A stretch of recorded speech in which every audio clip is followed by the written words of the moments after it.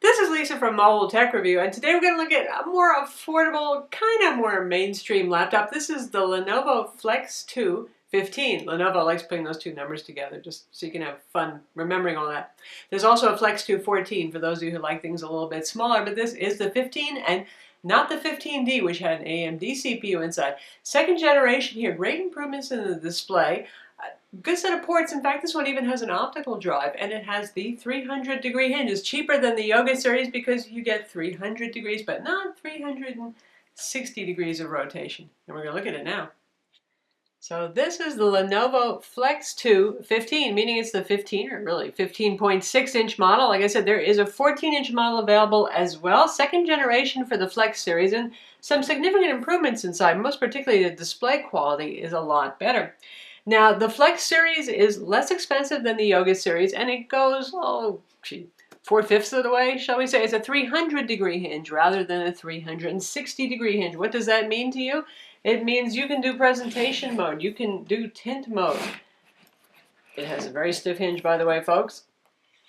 You can go all the way this far. So we got tint mode right here. What you don't get is tablet mode. I don't think that anybody is going to be heartbroken because, well, it's relatively speaking for a 15.6-inch laptop, it's pretty light, 5.1 pounds. It's still 5.1 pounds. You're probably not going to be using this as a tablet. Even the Flex 14, it's a little large for tablet use, but I think a lot of people would probably want to use it like this, so you can just watch it, prop it up, watch a video. If you're just surfing the web and you can use the nice touchscreen on here, it makes a certain kind of sense then. Honestly, for me, 15 inches and any kind of rotating hinge, I don't know, it's kind of heavy, it's kind of big, but that's really up to you. Obviously, you can use it full flat if you wish to do so here, and that can be handy for playing games. You can lay it flat on the table, touch screen up, and play a little air hockey, that sort of thing. Matte black plastic construction, not bad looking, not stunning looking, pretty stiff and robust hinges, really stiff right there.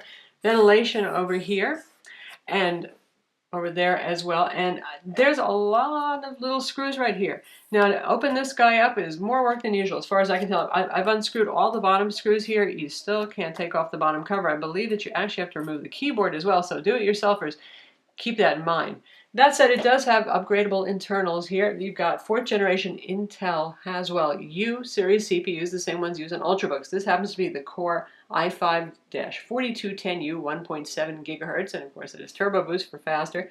You can also go with the i7, but you've got a 2.5-inch drive bay inside of here. There's a caching SSD slot because many of them have conventional hard drives like this one does. It has 500 gig, 5400 RPM, and a 8 gig caching SSD. It has 2 RAM slots inside too, and of course the usual socketed wireless card. So that part's nice. While we're looking at it, on this side you can see we've got healthy selection of ports. It's a big enough machine to support that. We've got the usual rectangular Lenovo charging connector right there, lock slot, full-size HDMI Ethernet. That's nice to have right there. A little drop-down door so you can get the RJ45 jack all the way in. USB 3.0 port, and we have our combo audio jack as well. And on this side we have SD card slot, full-size card slot, 2 USB 2.0 ports. There's a little Novo button, as they call it, for their one-key recovery solution. Very hard to see. It's a little pokey hole. Use a paper clip on that. And here's our optical drive, which is a DVD burner. Nice to have that. That seems to be disappearing from a lot of laptops. And the power button is right there. So how much does this cost? Lenovo starts these off with lower end CPUs around $480 or so. This one that's pretty nicely configured with that Core i5 6 gigs of RAM, a 500 gig hard drive with an 8 gig caching SSD, a full HD IPS touchscreen, obviously the optical drive, is around $660 to $700. So it's not every laptop you can show off the keyboard this way. And something that's pretty neat here is you actually get a number pad. I know some of you really love that, but you'll get that on 17-inch laptops pretty much always, but 15-inch not so much. So for those of you who are fans of having the dedicated number pad on the side, you do get that here. Standard arrow keys also over here, and a roomy enough keyboard, even though we've made room for this number pad over here. It's Lenovo's AccuType keyboard. You can hear the sound of it. Nice, damped, tactile feel. Not a huge amount of key travel, especially considering this isn't the world's skinniest laptop, though Among 15-inch laptops in this price range, it is on the slimmer end of things, and really doesn't give much, just a teeny weeny bit if you press down. Pretty firm. It's also backlit, and like all Lenovo keyboards, if you want to turn the keyboard backlighting on, you hit the F, N, and the space bar. That's what that little symbol right there means. That means keyboard backlighting. So all in all, a good keyboard, a pleasant keyboard. Wouldn't mind a little bit more travel, but the damping, the tactile feel, the shape of the keys, all very nice, and having the number pad, of course, also very cool. Trackpad down below is roomy, it's well behaved, but it's a very slick surface. Now, I personally don't like that much because your finger just goes whoop, whoop, whoop, you know, very easily. So I had to slow down the trackpad acceleration to compensate for that. But otherwise, it's fine. It's your usual buttonless whole trackpad moves kind of clicky thing. Not bad, and for those of you who are wondering why it's offset, it is offset to keep it centered under the space bar. That's why. So when you're typing, it's directly below here. Kind of got a textured deck. I actually like that a little bit. It's got the striations on here, so it's not too slippery. It also doesn't really show fingerprints much, which is quite nice. And the hinge, from the top view, you can see is quite a robust creation. You might actually mistake this for a battery, removable battery. It's not. This is just part of the extremely rugged hinge design on here. We've got rubber bumper feet on this side as well, so keeps it from sliding off the table. Always a good thing to have it not do that. Of course, if you're using it in presentation mode, like so, the keys do face down. They are disabled whenever you take it out of laptop position, though, so if anything touches them, it's not going to matter. That's okay. So opening it up, finally we get to see the display here. Windows 8.1 64-bit, again, standard Intel Core Haswell CPUs inside. And it's a nice enough display. In terms of viewing angles, it's actually very good. It's an IPS display, glare display, glossy display. The touchscreens almost always are. And there is plenty of glare there. If you're in a really bright room like we are right now, you'll pick up plenty of glare. And the brightness is good enough for indoor use, but it's not super duper bright to combat, well, super bright room glare like we have right here if you're going to try to use it outdoors. That would be my only complaint. Otherwise, it's a perfectly nice display, a definite improvement over the last generation Flex machines. And this one happens to be full HD, 1920 by 1080. Now, the lower end models have 1366 by 768 displays, so all Flex 2s are not created the same. If you want the full HD, be careful to pay attention to specs and make sure it says 1080p. Lenovo puts the modest amount of bloatware on here. Some of it's actually for maintaining the computer, which is never a bad thing. And they bundle some things that are actually useful to some folks anyway. Evernote's right there. We have Zinio for digital magazines. Kindle's on here. Hightail, which is sort of like file sharing stuff. Their Photo Touch editor. You get the idea. And these things, these live tile apps are very small, but you can delete any that you want. You can delete any of the software that's preloaded, obviously, on this. Since it has a 500 gig hard drive, space is really not at a premium here, which is pretty cool.